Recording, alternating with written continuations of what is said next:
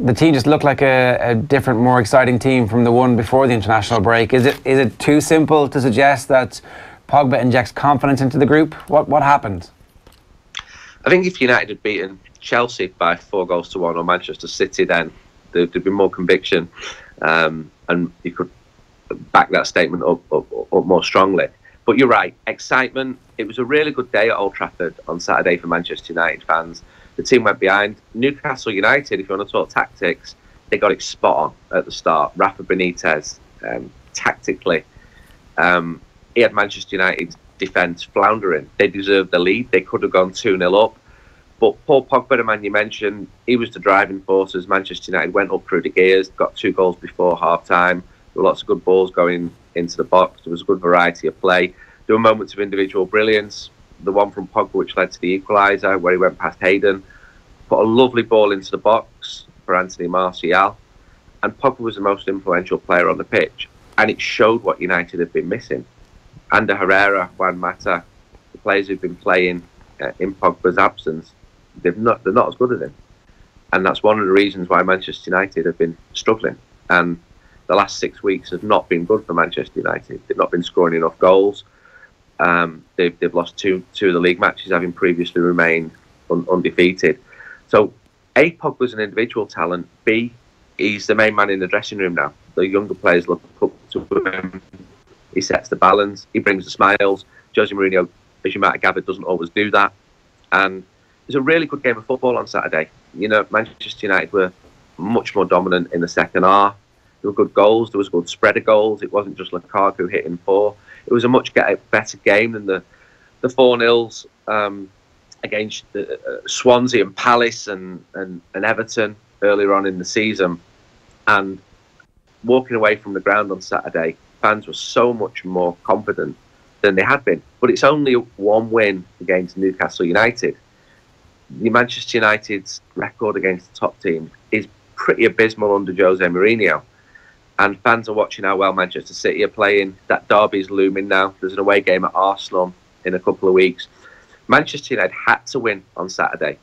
And they did do, but they really needed to.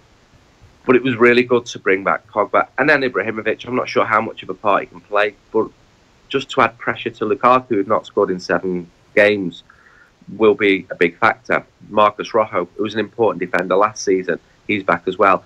Fellaini's back. Manchester United, or at least Jose Mourinho's early version of Manchester United, are back.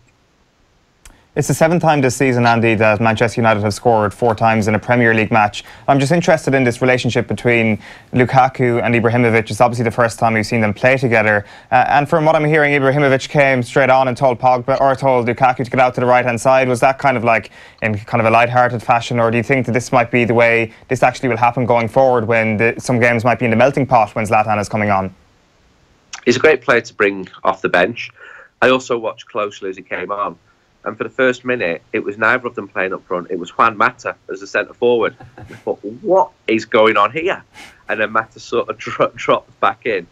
And I'd be surprised if they both played together. I think they've got to have a good relationship. And I think they do. They've both got huge egos. And they wouldn't be alone among strikers being like that. But to go 7 goals without a game, even though Jose Mourinho was satisfied with Romelu Lukaku's performances, strikers need goals. And Mourinho said that after the game, but he'll be pushed all the way. Ibrahimovic will still think he's not just the best player at the club, but in the world. That's what motivates him. That's what helped him come back from a very, very serious injury in good time. It just gives Manchester United more options, and they've been lacking them in recent weeks. Even though they've got a big squad, the players who've been brought in, they haven't delivered as well as expected. There are still problem positions at Manchester United.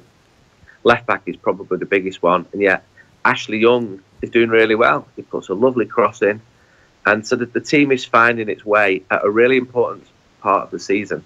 I think Manchester United have got more games in the next 6 weeks, twice as many games as they had in the previous 6 weeks. Expectations are higher. Another 6th place finish will not be good enough for United. They're expected to challenge for the title, finish in the top 2 or 3, do well in clubs, do well in the Champions League. They are doing well in the Champions League. Manchester City look a level above everybody at the moment, but that I spoke to some of the players and people close to the club over the weekend. They genuinely feel that if they can beat City, that gap's down to 5. We've got all those games over Christmas. If City starts to stumble, then that gap can close in no time. It all seems very improbable given how well Manchester City are playing at the moment, and one wouldn't be stunned if Manchester City were as convincing in the derby and beat United as well as they did last season at Old Trafford. But I don't blame Manchester United's players for having belief either. They've certainly got belief in each other, and they certainly have it in the manager. Even though the manager might not be the most popular man around the club, among the players, he's still got a lot of backing. Just a quick note on the defence, Andy, because it's the first time Manchester United have conceded at home in the Premier League season. Dwight Gale, of course, with the goal. But how crucial was Phil Jones's absence in that? Because you'd imagine if he's back, they're potentially the best placed team to actually keep Manchester City scoreless in a game this season. Yeah, Jones has been really important this season. I think he's played in just about every Premier League game. He's a player for domestic matches. Domestic league matches, doesn't tend to play in Europe. Jose Mourinho likes him. He does pick up too many injuries. I worked out last week, I think he's had 11 in his time, 11 different types of injuries in his time since he joined Manchester United. I spoke before the game on Saturday with David May outside the ground, former defender himself, and he was saying how much Jones's positioning has improved. Eric Bailly's faster, but he's raw, he still makes mistakes. I don't see a Vidic/Ferdinand partnership there, but I think Jones is a very good defender. The big issue with him is avoiding injuries. So if he can come back, what happened with England last week really annoyed Jose Mourinho, but if Jones can come back, you've got another option there with Marcus Rojo, who's a good central defender. You can play a 3 at the back or the 4 at the back. Then Manchester United's defence can continue to be as good as it has been, not conceding goals. Andy, great stuff. Thanks a million for joining us. Thank you very much.